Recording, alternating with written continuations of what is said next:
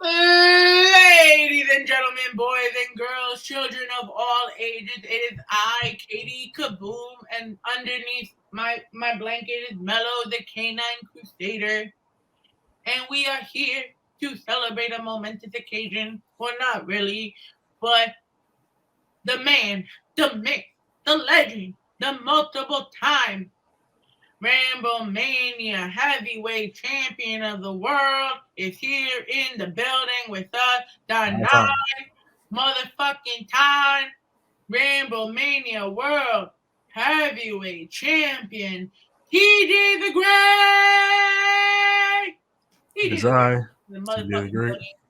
We are here for what's SmackDown on SmackDown. What up, Pally?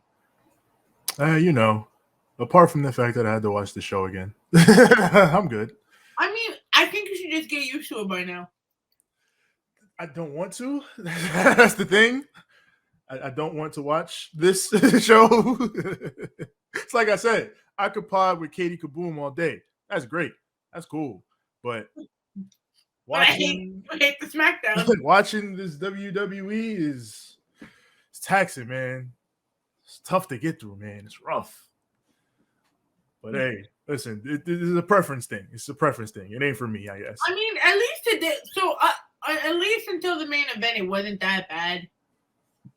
I mean, it was a bunch of same as last week. I was on this shit last week. It was a whole lot of nothing. I felt until we got to the end, and then it was cool, and then it ended up being a whole lot of nothing anyway. So we'll talk about it. We'll talk about it all. But how were the ratings, by the way? Ratings for SmackDown this past Friday up 2.3 million viewers, up 3% from last week. Third highest audience total for the show since September 23rd of last year. A 5-5 and 18 to 49, which is up again 3% from last week. Also was number one on the charts. So, and you look at that, and again, I'm sure. I mean, it's interesting because SmackDown lately has been a little bit of a topic of debate online in certain circles because of the potential of WWE's sale. Because there was when Fox bought WWE, Yeah. there was Dave Meltzer said there was a baseline expectation for them to get 3 million viewers every week. Okay. And they got 4 million that first week on Fox, that very first show. Well, that's because they had The Rock on it, though, and Yeah. he spoke Baron Corbin's ass. It was the first show. They had The Rock. They had a bunch of stars. So they had the big opening, and then they never came close to that number ever again. And they've been well below 3 million most of the time since But, then. like, sure, but shy of it, right? Like, we're talking about, like, 2.5, 2.8. Yeah, it's not that much off. So it's not like crazy off. But if we're talking about what the baseline expectation was for what they paid, which was billions, or at least $8 billion, it did not meet their expectation. So they got to think of doing that, and then now they got the crazy old man back in the fold. It's like the stock, like I'm pretty sure with the stock now going crazy over the return, and I mean we've been insured so far that Triple H is still in control of creative. You've been telling them that every day for the past Literally, 5 days. new article on Bleacher Report every other day saying Triple Triple H H is says he's still in still in charge. control. I'm sure if you keep saying that enough times, maybe it'll stay true. I'm sure that's what his thought process on that. But outside looking in, it's only a matter of time. I know Bleacher Report. Hold on, the Bleacher Report said something about The Rock commenting on the sale. He did talk about WWE being for sale. He said that he thinks it's an exciting brand, which of course he had great success in there over the years. But I mean, he was just basically talking about he didn't really because part of the question to him was about Vince and the difficulty of selling the company with Vince in charge. And Rock said, he basically danced around it and said professional wrestling and WWE is so unique that it's a great property and that anybody will want to buy it anyway. Like, he basically talked up WWE as a brand for sale. But that's a good way to do it, because no matter what, even if he's not there, he's still a face. Rock is gonna do business. Like, he's tied to WWE. Even if he's bigger than WWE, he's respectful enough to that part of his legacy that he, is gonna do business for them whenever he feels he needs to. I still say this, right? Remember, he's still close with Nick Khan. Nick Khan is now the sole CEO of fucking WWE. You never know. Now, mind you, what I'm saying is probably extremely illegal. But there might be some insider trading. And what if out of nowhere, Rock ends up buying the entire WWE? I mean, it's a hefty price tag. I think Rock got money, but I think he would have to put together a team to do it. I did think that we're going to see down the line, and your new CEO of WWE, Dwayne "The Rock" Johnson. Well, I mean, that would be a out of nowhere crazy thing. But hey, listen, but Vince, then again, everything has been crazy the entire 2023. Yeah, banger after banger, headache after headache. Yeah, Vince coming back was out of nowhere. So who knows what can happen at this point? Everything is up in the air. And then Miss Stephanie decided she wants to step down. Yeah, the moment Vince comes back into the picture, Stephanie then steps down.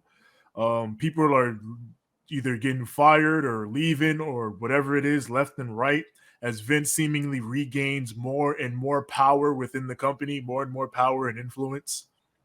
And that's why Triple H has to keep, I guess, reminding everyone that he's still the guy in creative, because I'm sure everyone is like, it's only a matter of time, and it's only a matter of time. Come on now. Can we be real? Do you feel like, though, that they would phase him out? Do you feel like the product's already being affected by Vince coming back within the last 2 weeks? I don't know that the product is being affected too much, because the product never changed that much. Like, sure, you think so? I mean, I've watched the last 2-3 weeks of SmackDown, and yeah, this is not that different from Vince. Like, it's different in small ways, but the big picture, it's not that different. Okay. Yeah, big picture, it's not that different. Like, there's small things like, the commentators being allowed to, say what they want. Yeah, more or less say what they want and talk about other places and talk about history and all that. Like, there's not as much weird Vinceisms, like the crazy things that Vince was doing. Obviously, that's all out, but there's still that general, like I've been talking about every week that we've been doing this. There's just that general samey WWE homogenized formula. It still feels like that runs through the show. So yeah, in the big picture regard, I don't feel like the product has changed that much. So I don't think Vince coming back has really changed anything major creatively yet. But I mean, maybe as he gets more influence, it will. The only thing I can honestly say that I feel like Vince kind of tapped back in is when Austin Theory started coming back again, really come back.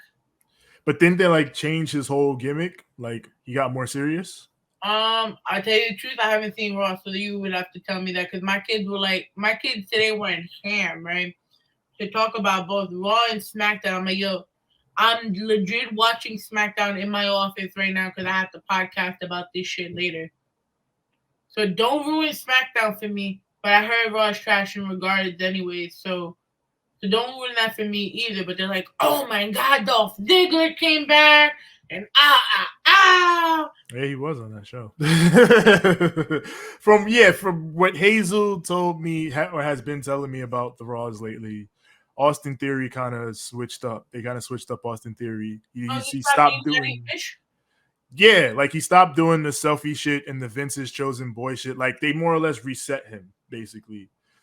So that's what Hazel told me. But I'm surprised they didn't reset him by sending it how they did with everyone else. They sent him back down to NXT.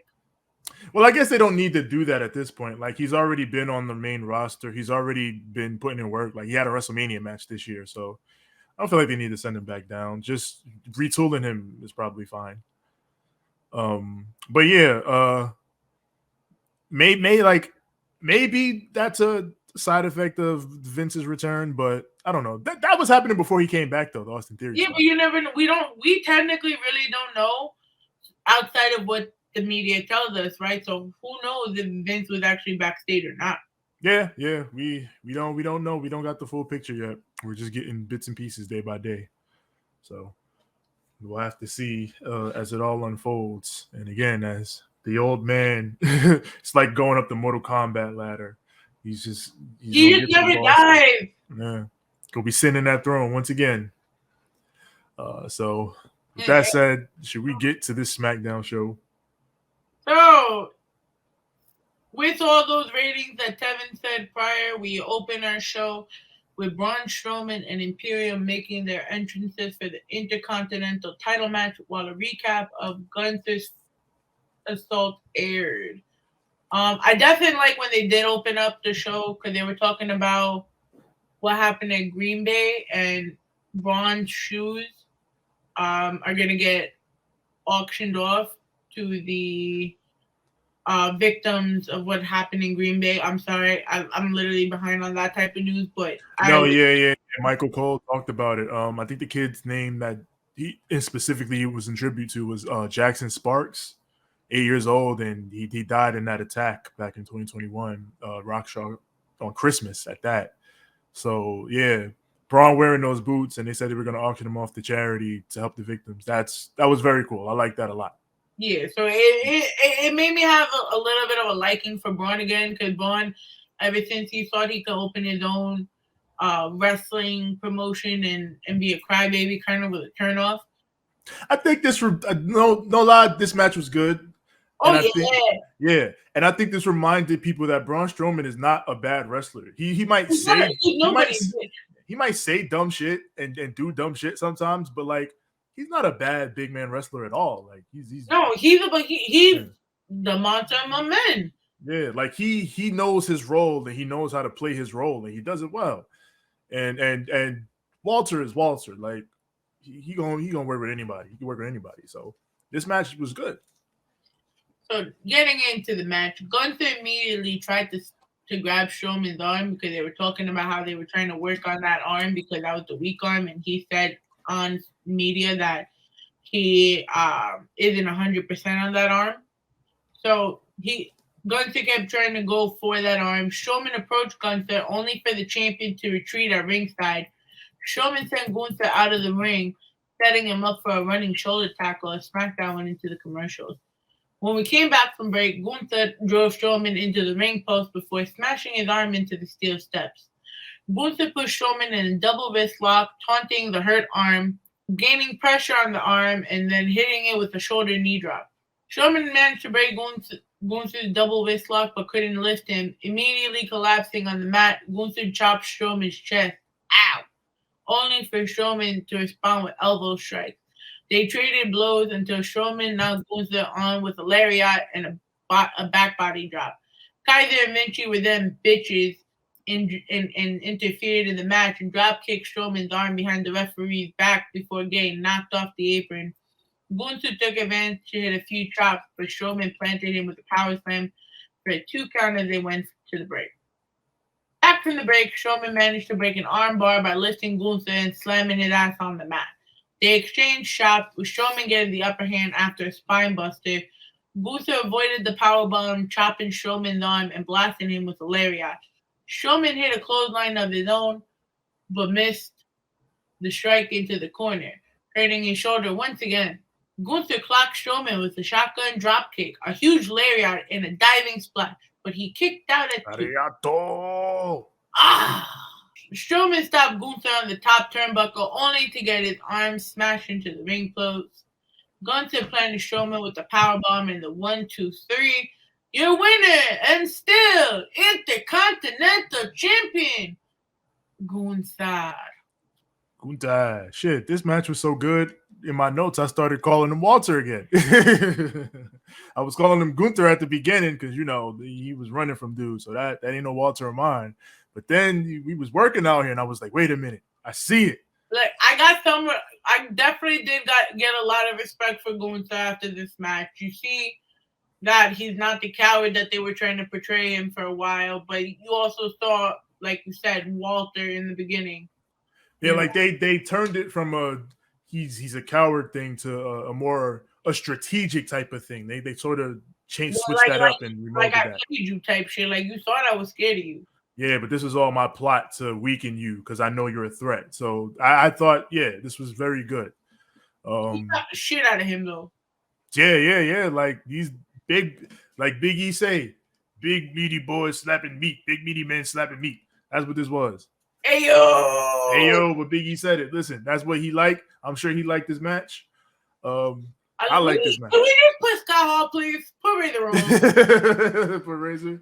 I gotta put him. He's over here somewhere. Here he is. Hey yo. Okay. But yeah, I thought this match was good because, like I said at the top, Braun has always been better in ring than he sort of gets credit for. Like, is either like top tier worker, maybe not, but like he's got good crowd control. The crowd gets with him. He's generally one of the guys you can rely on in WWE to put on like a good big man type match. Like he's had fun matches like this before. And again, Walter is Walter.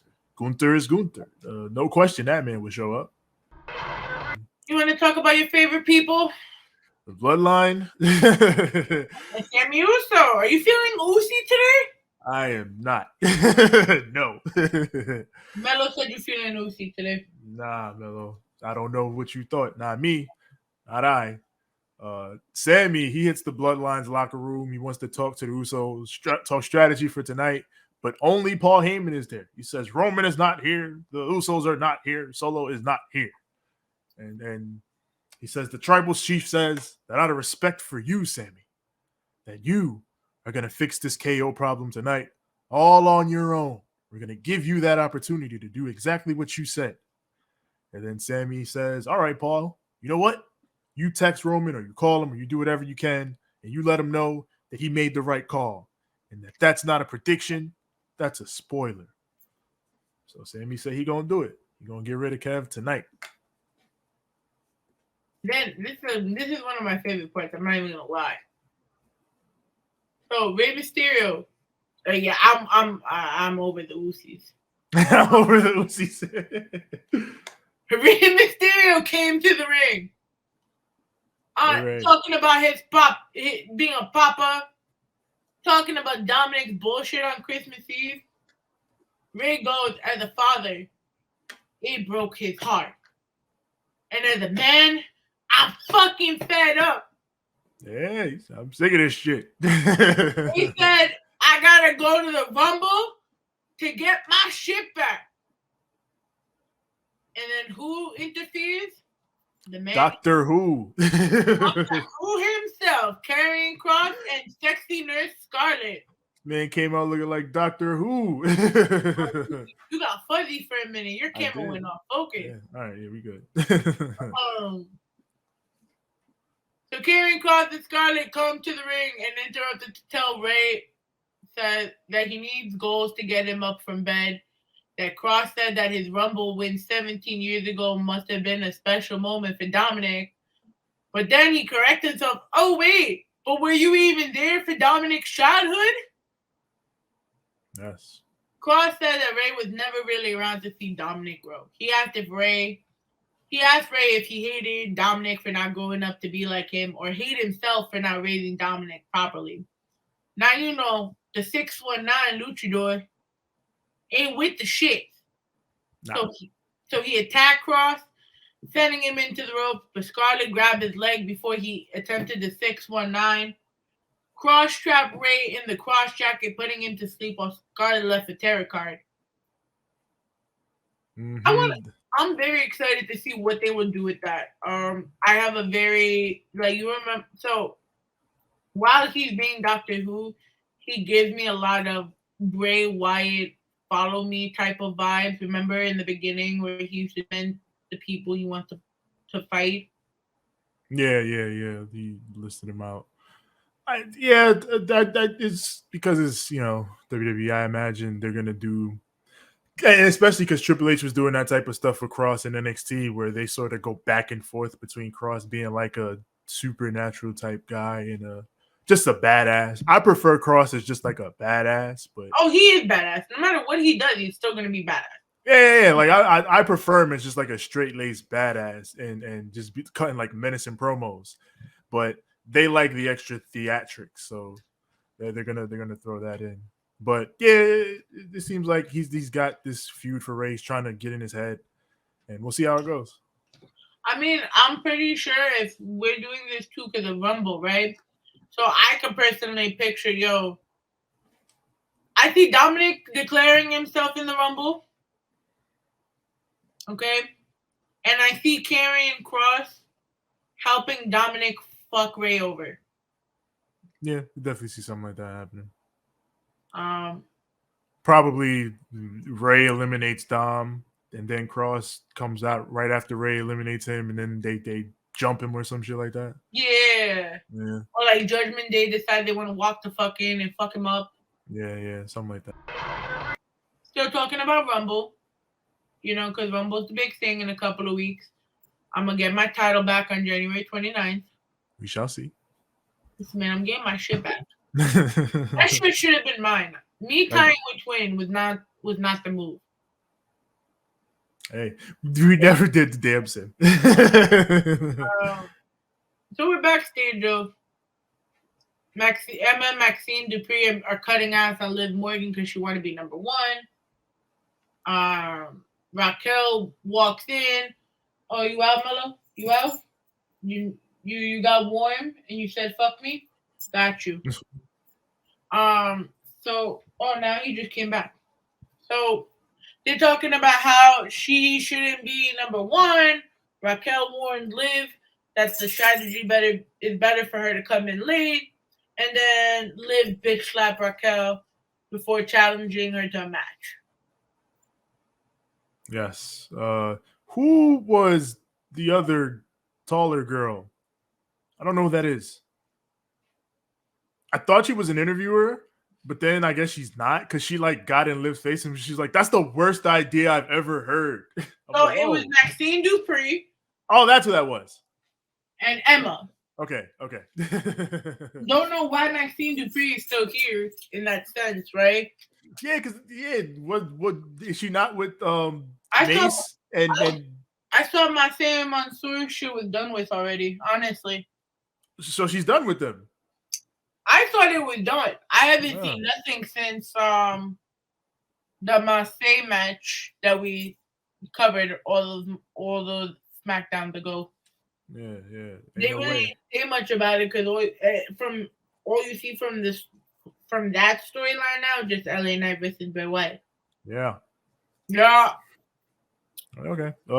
Great. Equality is joyous, ain't it? Now the women get to cut stupid, corny, reductive, herder, you are small promos. I hate that shit, man. We should wait all. Like it's especially dumb because right before this segment, they talked about a small guy who won the Royal Rumble from like he was number 2. But that's basically the same as number 1 in the Royal Rumble. But here's my thing though, right? And I know you hate the small promo, but you can't compare fucking Rey Mysterio to Liv Morgan. Of course not. They're not the same caliber of wrestler. But my point is, Liv Morgan wants to win the Royal Rumble from number 1. And then Raquel's like, well, you can't do that because you're too small. Rey Mysterio, get out of here. You know for a fact they're probably gonna. I hope they don't do this, but I feel like they're going to give Liv Morgan spot 1 and she's going to end up winning. I mean, I wouldn't object to that. I wouldn't object to that. So what, she could go... Okay, think of it like this, right? If Liv Morgan makes it from 1 to 30 and wins, right? You got to go up against Bianca Belair or Charlotte Flair. And I don't even know who the NXT Women's Champion is right now. Or Roxanne. Right. Well, she's probably not going to pick Roxanne in that case. She's not going to go pick Roxanne. Yeah. So Shout out to Rock. our only chance of winning, because I could see Bianca and Charlotte whooping her, and that's the sad part.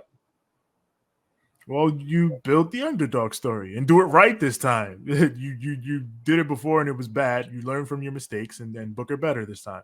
It seems like they're booking her better. She's beating people up with weapons and shit. I mean, I like that she went more crazy. Personally, yeah. I could see her do a storyline with like Bray. Maybe, or just let Liv be hard. Do WWE have any women that is like hardcore? Let Liv be the hardcore girl. Like the leader of her generation? Like a leader or something like that. Just someone who just has a different style. Like, when Liv comes out, shit might get a little crazy. Like, spice up the characters or whatever. Well, let's talk about women that's probably not going to get more shine after this, Devin. Yo. What the hell was this match? Xia Li and Tegan Nox. And nothing against either of these women. I've talked about both these women on NXT, and I like both of them. No, they're amazing talents, but WWE is wasting them right now. Like, have I ever mentioned that WWE's camera work is bad? Really?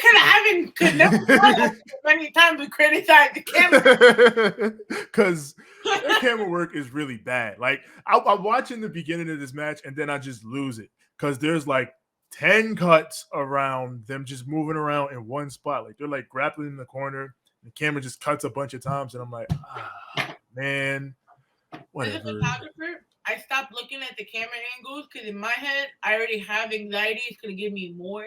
And I already have to, like, take notes on this shit. I'm just like... I try, like, this goes on the entire show. They do it the entire show. But I try to, like, minimize my complaining about it. But there's always, like, one particular spot in the show where they go crazy with it. And it's like, what the fuck? Can I watch this match? Can you stop? Kevin, please stop. It's ridiculous. I mean, AEW is no better, but they're at least more stable. They're better. They're definitely better. Like, they do it too to a much smaller extent, but they still do it. Like, they still do some of the herky-jerky camera cuts, and sometimes they miss shots and things like that. So they're not perfect either, but... But the one thing I like from their camera angles are they got a turnbuckle. I don't know if they still do it because I've been in and out of AEW.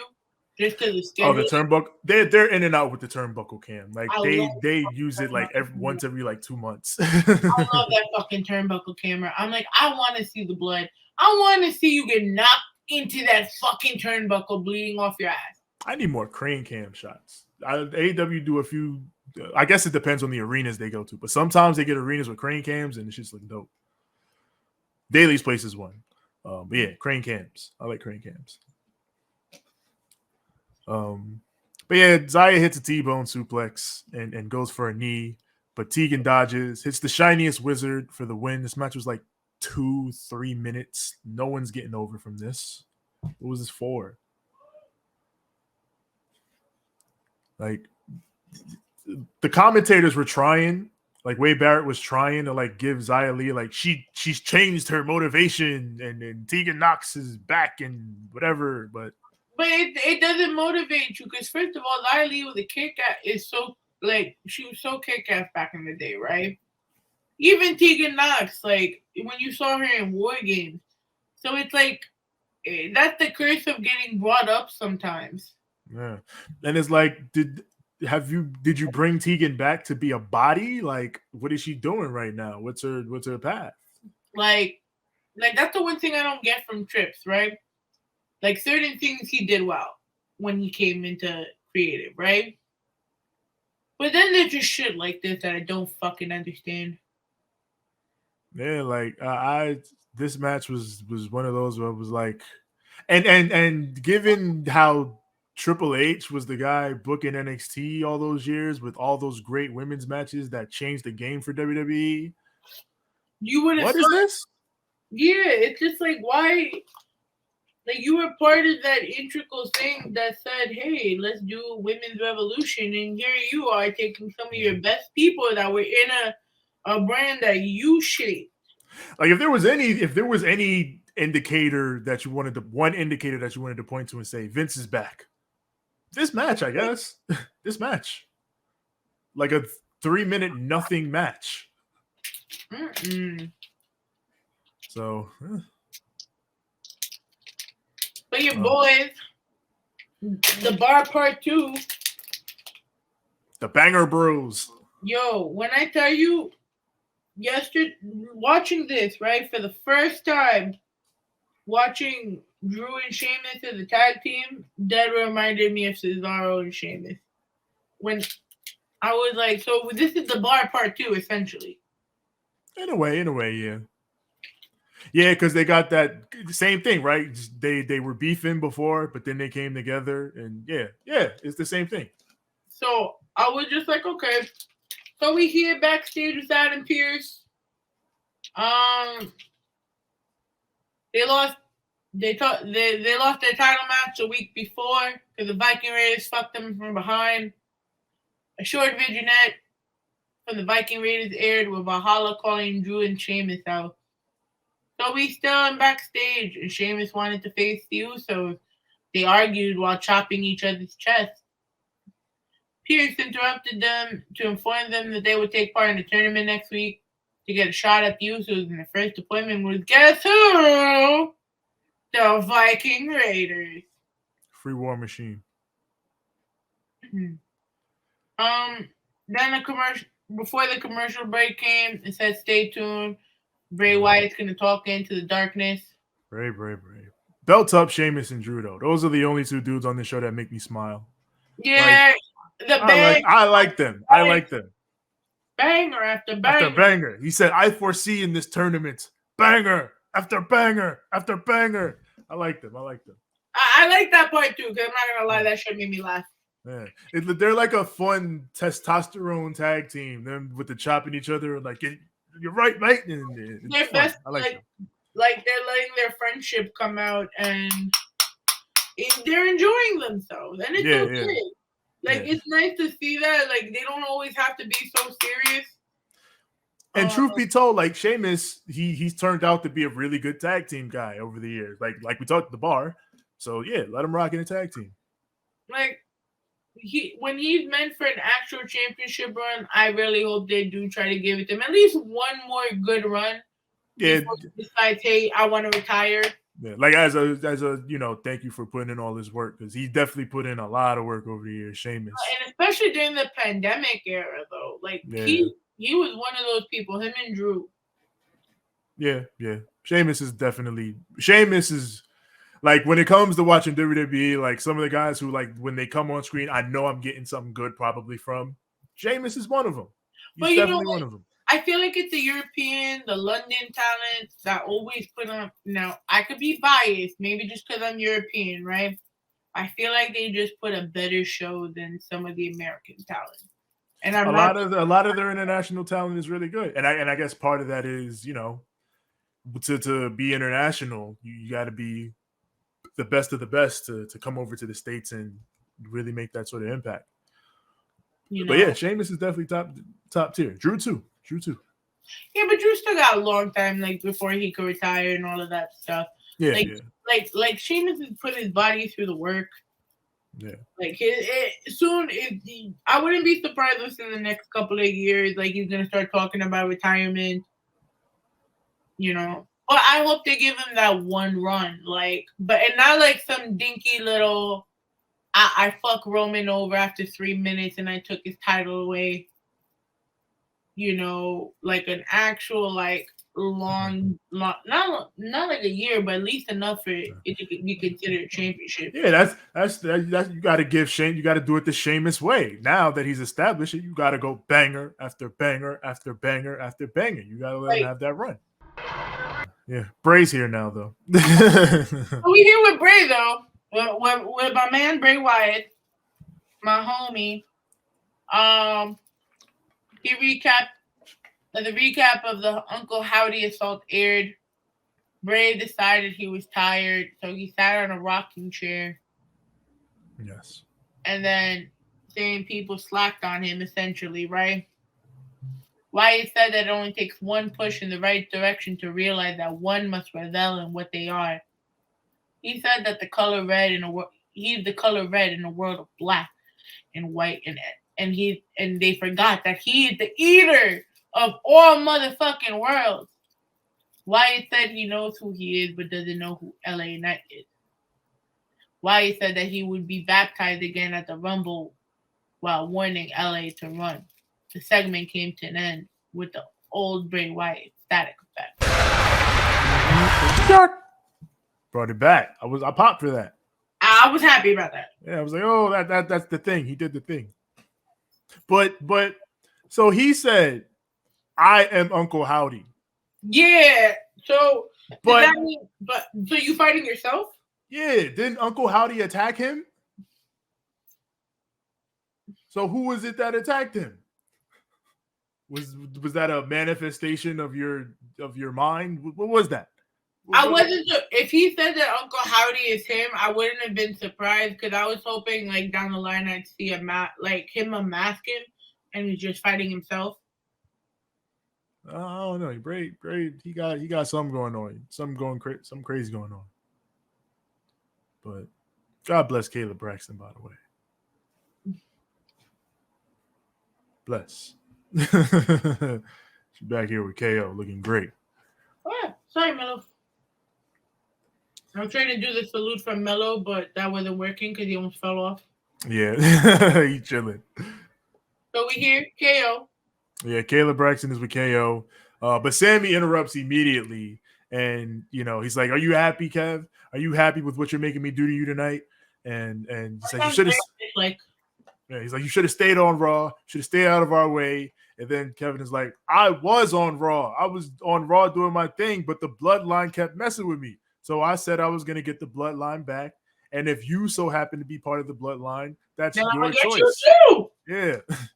He's like, I didn't ask for this match with you tonight. I didn't ask for the tag match with Cena. Roman Reigns asked for those matches because he's using you. And then Sami's like, he's not using me. How many times have we got a hug in the middle of the ring for you to see that this is family? You don't know anything about that. And I'm going to deal with you tonight, Kevin.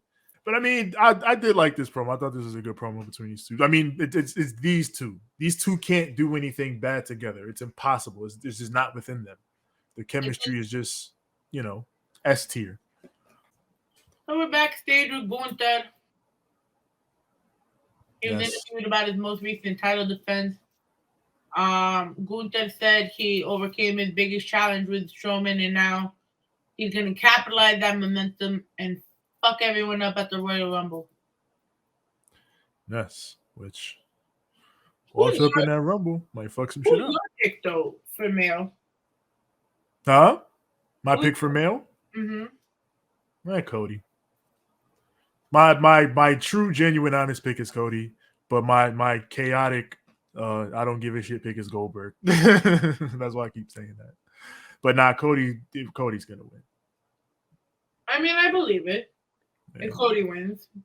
That makes sense. That's the only thing that really makes sense to me. That's But see, the only reason I don't see it being Cody because I don't think is they gonna really just make Cody versus Roman for Mania that quick. Or are they gonna build a storyline with him? Because now we also see, like in the headlines, they're talking about possibly splitting, different title defenses. Well, maybe, and I mean, he has his own built-in story from the beginning. Like when he came back, he said, "I came back to be world champion." So that's a continuation of his story right there. And then he just runs into Roman, who's on a legendary championship run. Simple story. Ain't got to do too much with that. Beyond telling the story there. So, I mean, Cody makes the most sense to me. He's the biggest star they got to go up against Roman outside of The Rock, and they don't even know if they can get him.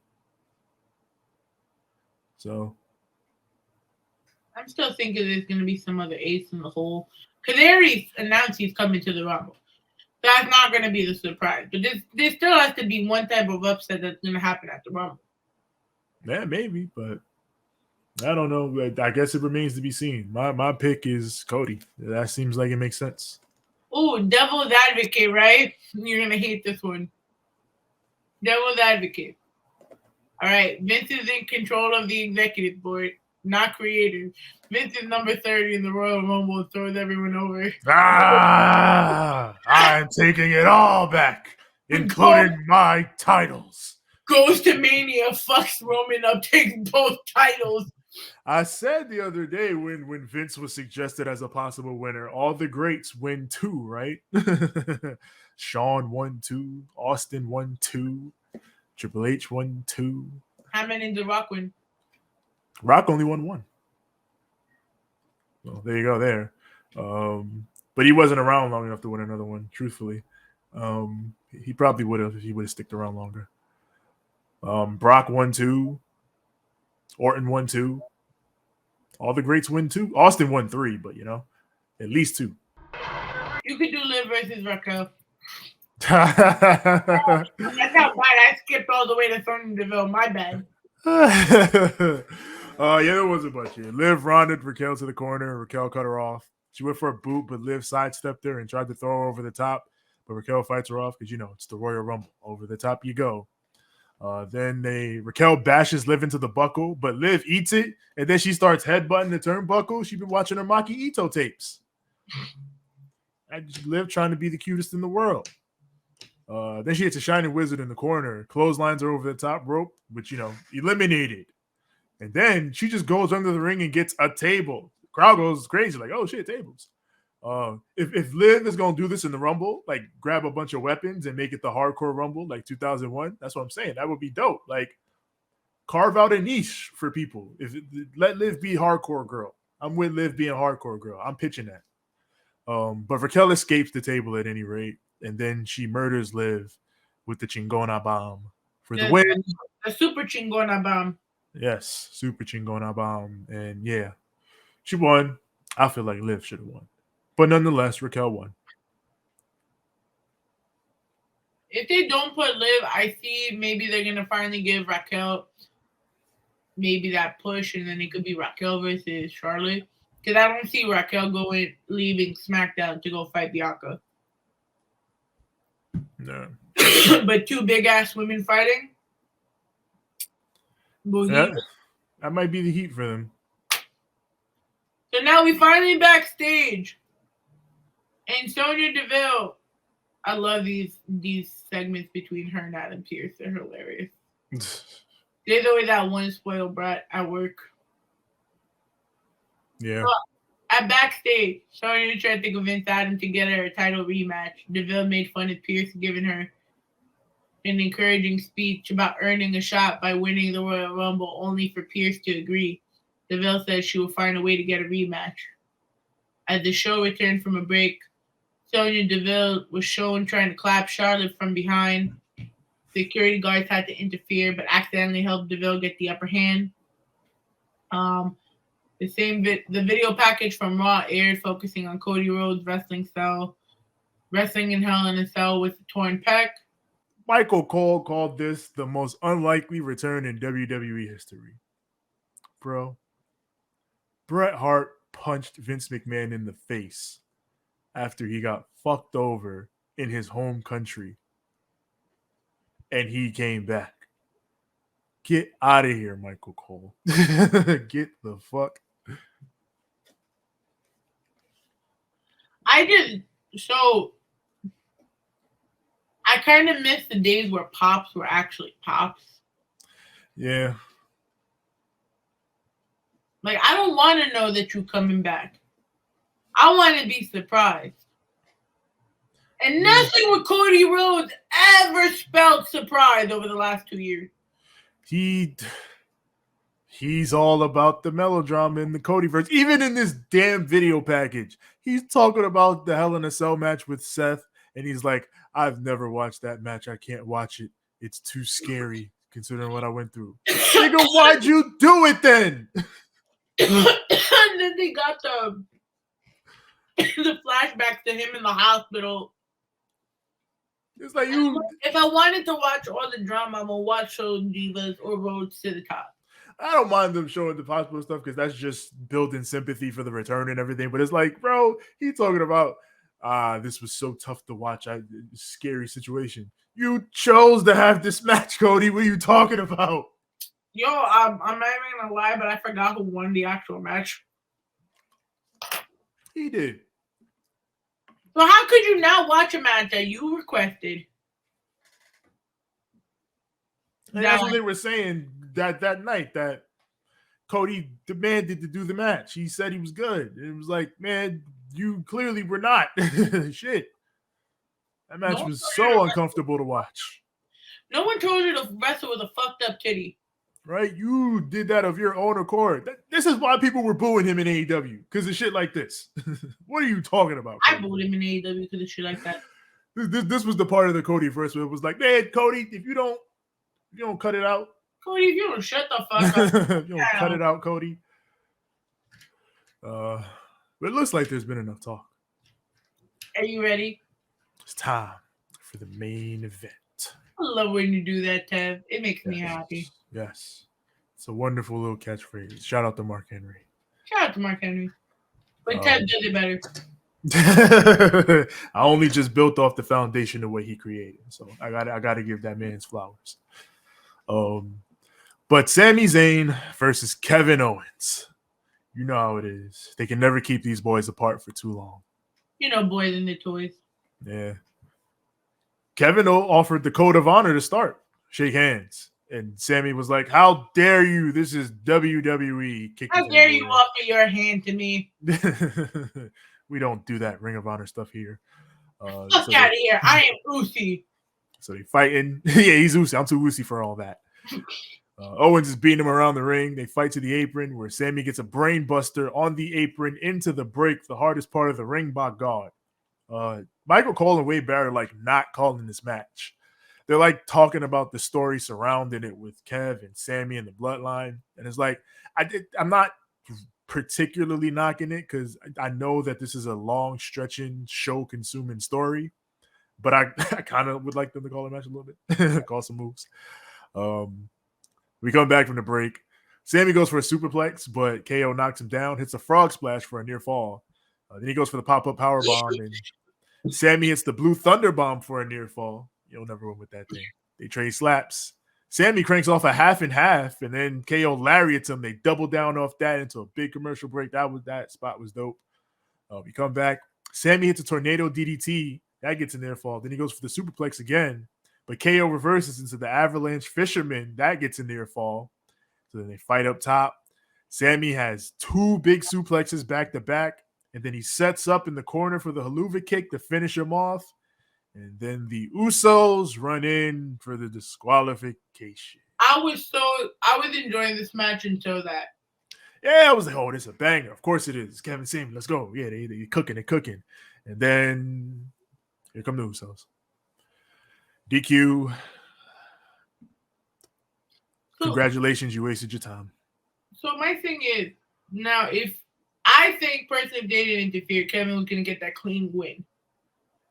That's clearly the story they were telling here. Like Sami was about to win. Because he was setting up for the haluva kick. It's finished. And then the Usos came in and pretty much took his win away from him. But then, and that's what I don't get for our fucking storyline, bro. Like, they made KO win. Now, what's gonna happen with the tribal chief?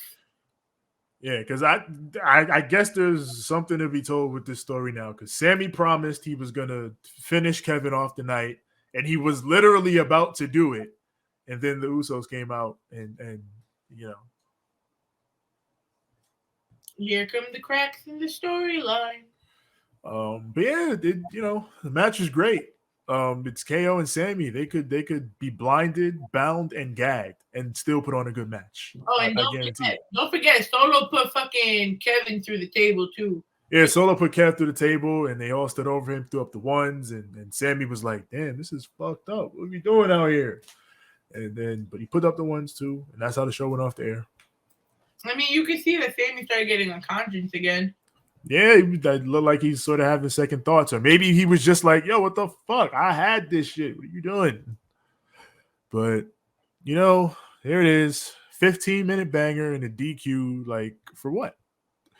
Like, I'm sure there's a reason that people who are actually engaged with the show can grasp from this and that'll click for them and the story and all that. But for me, who just gets into these hoping for a single good show, it does nothing, least of all inspire me to come back next week. I mean, I'm glad we both acknowledge it, but I'm still probably gonna call you next week. So it, I owe you dinner. I want to drag Twin in here. I'm gonna drag him in here, kicking and screaming. Nikki can come too. Both of you. And do a couple.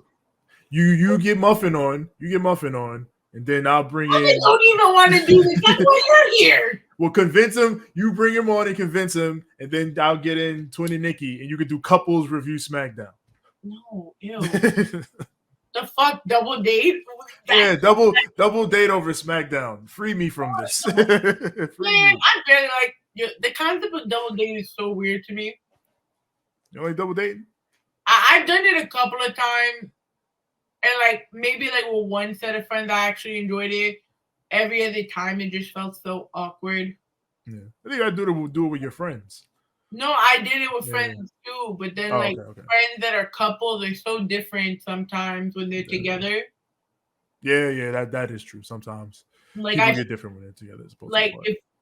So seeing certain people together on a regular date, they're different, but then when you see them on a dating thing and certain relationships, I'm just me and Muffin are just gonna go on our own dinner on our own day. You know. But that's healthy though. That's healthy. Yeah, it's just weird to me. I don't know. But then again, I'm also the person that got in a relationship after 10 years of not being in one. So the schematics of dating to me is still weird. That I agree with. Dating is dating is just weird. Yeah, dating is weird. That I agree with. I've said that to Muffin so many times. I told him I love you to death. But the concept of dating and courting in 2023 and 22 and 21 is so weird. Yeah. But, we still got to figure out some shit for SmackDown. Okay. Twin owed me 5 minutes for abandoning me. Yeah. And, I'll complain about it, but I'll see you next week, Kevin. But I will definitely complain. It's okay. We do this listen, you're the anti-SmackDown. I'm the one that actually likes SmackDown. I just won't sit here like Hazel and do it by myself. I refuse. That's fair. I feel like I hear the voices in my head. They talk to me, they understand, but no one else can fucking hear them. Yeah. It's difficult. I get it. Yeah, that's what SmackDown. Yeah, we love you guys, though. Yes. Hope to keep bringing you these, making them great every single week. I think our commentary though is more live than actual SmackDown sometimes. Yeah. Yeah. SmackDown, forget Michael Cole and Wade Barrett. Hire Katie Kaboom and TJ the Great One. I mean, maybe not, because I might speak too many truths on air. It's okay. Maybe they'll actually learn something. One could hope, but they hard-headed over there. They hard-headed. Yeah, but that's the show. That was it. Yes. So where can they find Ramblemania stuff, sir? Of course, I already know where to find us. Find us on Instagram at Ramblemania Show and at Banter Club Podcast. Find us on Twitter at Ramblemania, Facebook.com/Ramblemania Show. Also find our group there, Ramblemania Show's Banter Club, with any other wrestlers, podcasters, and everybody we associate with. Post all our goings on and all that's going down. As far as audio goes, wherever audio is found, that's Apple Podcasts, Google Podcasts, Spotify, Stitcher, Anchor, TuneIn, Overcast, everywhere your podcasts are found. Search Ramblemania Show or Banter Club. As far as the visuals, Twitch.tv/Ramblemania Show, Spotify video, where if you want to, when it comes to Banter Club Retro, Spotify video might be where you want to go because they allow a little bit more than YouTube does. Really? I'll tell you that much. Yeah. I had to recut and re-upload the latest Banter Club retro episode on the YouTube because a specific clip flagged their copyright bot and got the video blocked. So she's like, all right, I'll remove the clip. It was only like 20 seconds. But Spotify took it. No, didn't ask me to change it or nothing. It's up there right now with that clip.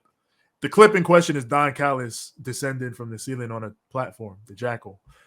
But yeah, I had to say that real quick because Spotify video might be where it's at. Check us out over there, and just to get the Spotify. Is it worth it though to do it? Because the uploading takes forever. The uploading does take a long ass time for video, but yeah, I do it. It's worth it, especially for retro. In terms of what I'm talking about, I'm gonna definitely keep doing it for that. But yeah, I mean, I wouldn't also just be too happy about that because remember, Spotify video is still new. Yeah, it's still new, so I'm sure they are definitely gonna start changing stuff as it grows. Don't jinx it yet, Tevin. Don't jinx it yet, bro. Listen, I'm in on the ground room floor. I'm trying to grow with you, Spotify. So work with a brother. Come on, Spotify. Just let him post whatever the fuck he wants. Right? I ain't gonna post nothing crazy. I'm just posting little clips from Monday Night Raw, and from 25 years ago. But YouTube, Ramble Mania Show or Banter Club. You get like the videos, click subscribe, and click the bell so that when a new content drops, it goes straight to you. Yeah. As far as me personally, find me on Instagram at TJ the Great One. That's TJ the GR, the number 8, the number 1. Find me on Twitter at TJ the Great. That's TJ the GR, the number 8. It's as simple as that. Yeah. You know what lacked from this show? There was no LA Knight. That's why it didn't. We had no Yeah. That man got yeah. We'll see him again, I presume, soon because they gotta cut at least one more promo before that Mountain Dew pitch black match. Probably next week if Bray Wyatt was by himself this week. Yeah. What's up, bro? It's your homegirl Ivy, and down here we have Mello the Canine Crusader still on my lap. You can find us everywhere at www.rawzonenyc.com. You will be able to see our clips from our Say What You Mean Out Loud, Keep It Raw concert event. Shout out to Say What You Mean NYC for a dope event. I'm still tired. Instagram, everywhere at Rawzone NYC, Spotify, Apple, and all those podcasting platforms because I don't have the same breath of energy TJ does right now. Look up Welcome to the Rawzone and Rawzone Media. The links is here in the description box. You know. Yeah, that too. That stuff too. Look in the description box. You can find us. Or just go to linktree/rawzonnyc. You can follow me everywhere at IamIvy.xo_. And of course, catch me Welcome to the Rawzone Tuesdays 8:00, Wednesdays 8 in the morning, courtesy of Puso 82.3 FM. And because of that, we bid y'all a good night. Too sweet and a goodbye. Right, good night. We out of here.